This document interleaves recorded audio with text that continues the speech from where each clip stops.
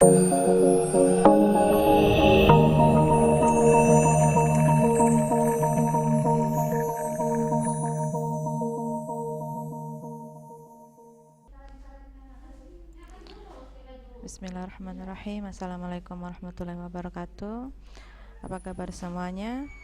Semoga kita semua selalu dalam keadaan sehat walafiat. Kita berjumpa kembali dalam video untuk mata kuliah analisa proses bisnis. Pada video sebelumnya kita sudah membahas mengenai syarat pengukuran kinerja menurut Mutia. Menurut Mutia, salah satu syarat pengukuran kinerja yaitu keberhasilan 5 aspek. Yang pertama input, output, outcome, benefit, dan impact. Nah, di sini kita akan membahas mengenai indikator pengukuran kinerja menurut Mutia tahun 2009.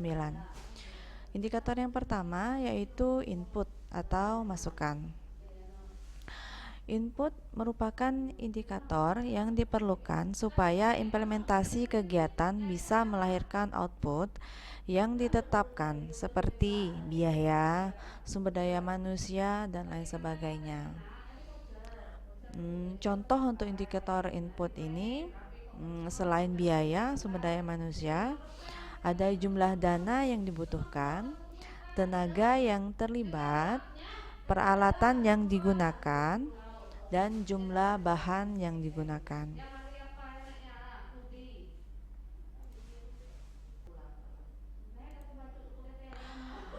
Untuk indikator yang kedua yaitu output atau keluaran. Output merupakan objek yang dikehendaki bisa langsung didapatkan dari aktivitas fisik ataupun non-fisik. Contoh indikator output ini, yang pertama jumlah jasa atau kegiatan yang direncanakan. Contohnya, jumlah orang yang diimunisasi atau vaksinasi, jumlah permohonan yang diselesaikan, jumlah pelatihan atau peserta pelatihan, jumlah jam latihan dalam sebulan. Contoh yang kedua, jumlah barang yang akan dibeli atau dihasilkan. Contohnya, jumlah pupuk, obat, atau bibit yang dibeli, jumlah komputer yang dibeli, jumlah gedung atau jembatan yang dibangun meter per panjangnya, dan jalan yang dibangun atau yang direhab. Nah, itu contoh indikator output. Indikator yang ketiga yaitu outcome atau hasil. Merupakan semua objek sesuatu yang menggambarkan kemanfaatan output kegiatan dalam waktu menengah atau efek secara langsung. Nah, contoh indikator output ini, yang pertama jumlah atau persen hasil langsung dari kegiatan. Contohnya, tingkat pemahaman peserta terhadap materi pelatihan, tingkat kepuasan dari pemohon atau customer, kemenangan tim dalam setiap pertandingan. Contoh yang kedua, untuk indikator outcome, peningkatan langsung hal-hal yang positif. Contohnya hal-hal yang positif ini kenaikan prestasi kelulusan siswa, peningkatan daya tahan bangunan, penambahan daya tampung siswa. Contoh yang ketiga yaitu penurunan langsung hal-hal yang negatif. Contohnya penurunan tingkat kemacetan dan penurunan tingkat pelanggaran lalu lintas. Indikator yang keempat yaitu benefit atau manfaat. Merupakan objek yang berhubungan dengan tujuan pelaksanaan kegiatan paling akhir. Nah, contoh untuk indikator benefit ini, yang pertama, peningkatan hal yang positif dalam jangka menengah dan jangka panjang. Contohnya, kenaikan lapangan pekerjaan, peningkatan kegiatan ekonomi masyarakat. Contoh yang kedua, untuk indikator benefit, penurunan hal yang negatif dalam jangka panjang. Contohnya, penurunan tingkat penyakit TBC atau penurunan tingkat kriminalitas dan penurunan tingkat kecelakaan lalu lintas. Nah, itu contoh untuk indikator benefit. Indikator yang kelima yaitu impact atau dampak. Merupakan pengaruh yang muncul di masing-masing taraf indikator berdasarkan anggapan yang sudah ditentukan. Contohnya, pengaruh yang muncul untuk indikator input atau pengaruh yang muncul untuk indikator proses atau output, pengaruh yang muncul untuk indikator outcome, dan juga pengaruh yang muncul untuk indikator benefit. Nah, itu adalah indikator impact atau dampak.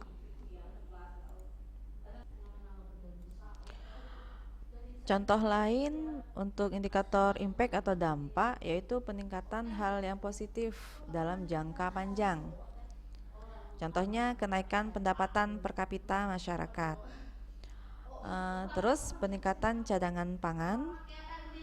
Contoh yang kedua yaitu penurunan hal yang negatif dalam jangka panjang.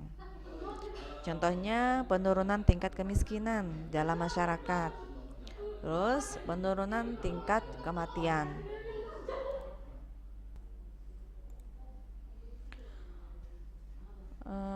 Materi selanjutnya yaitu parameter pengukuran kinerja menurut Mulyadi tahun 2005.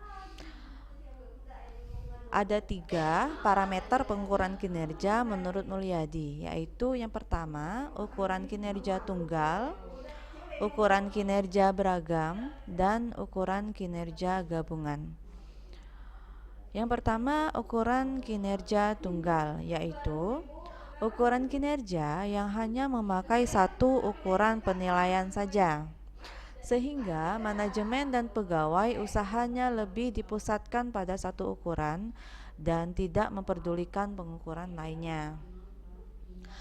Contoh dari ukuran kinerja tunggal ini, manajer produksi diukur kinerjanya dari tercapainya target kuantitas produk yang dihasilkan dalam jangka waktu tertentu.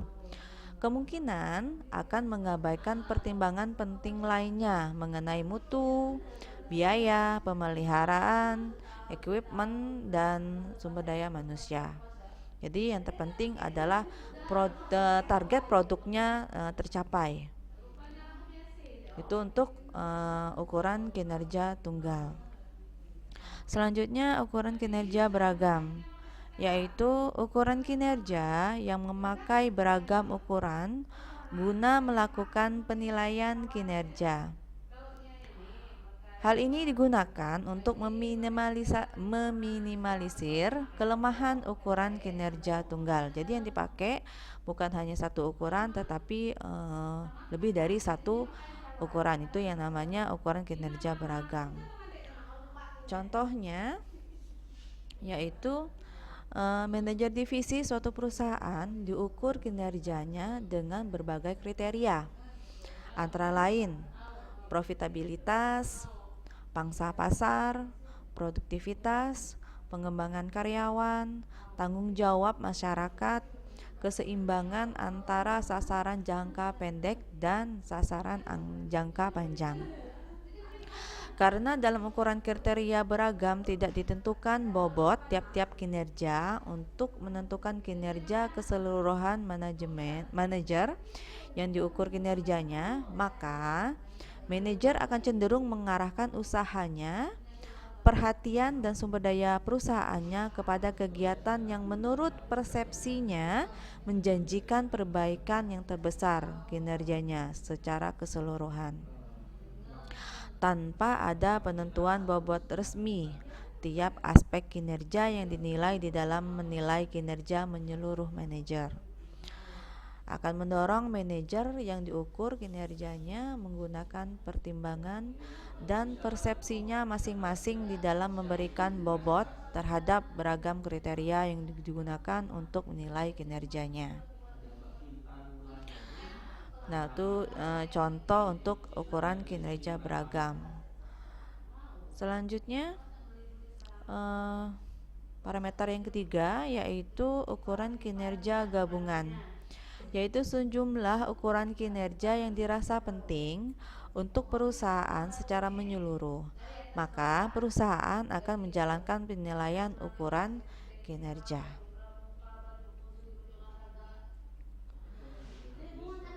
Materi berikutnya yaitu model pengukuran kinerja menurut Vanani tahun 2003. Ada beberapa macam model pengukuran kinerja. Yang pertama ada balance scorecard, ada sustainability balance scorecard, ada integrate environment performance measurement systems, integrate performance measurement system, dan Cambridge model. Model yang pertama yaitu balance scorecard, yaitu sistem pengukuran kinerja yang paling sering digunakan dan dikembangkan. Balance scorecard ini merupakan kinerja kartu skor berimbang menggunakan 4 sudut pandang. Di antaranya keuangan, konsumen, proses bisnis intern, serta mekanisme belajar dan pertumbuhan dengan dasar strategi sebagai dasar desain sistem pendukung keputusan. Model yang kedua yaitu sustainability balance scorecard, yaitu perkembangan model BSC dengan penyisipan perspektif lingkungan dan sosial. Ini melukiskan keterkaitan kausal perusahaan di antara kinerja ekonomi, kinerja lingkungan, serta kinerja sosial. Model selanjutnya yaitu Integrated Environment Performance Measurement System, yaitu cara yang digunakan untuk melakukan pengukuran kinerja yang berhubungan dengan lingkungan. Model ini memakai bersamaan antara ukuran kuantitatif dan juga ukuran kualitatif. Parameter berikutnya yaitu Integrated Performance Measurement System, yaitu model sistem pendukung keputusan yang memiliki tujuan supaya pengukuran kinerja lebih kuat, menyatu berdaya guna dan praktis. Dan parameter berikutnya yaitu Cambridge model, yaitu model pengukuran kinerja dengan memakai hasil kelompok sebagai awal untuk mengenali KPI, dan dari pengelompokan produk lakukan pula pemutusan tujuan usaha sebagai hasil kelompoknya.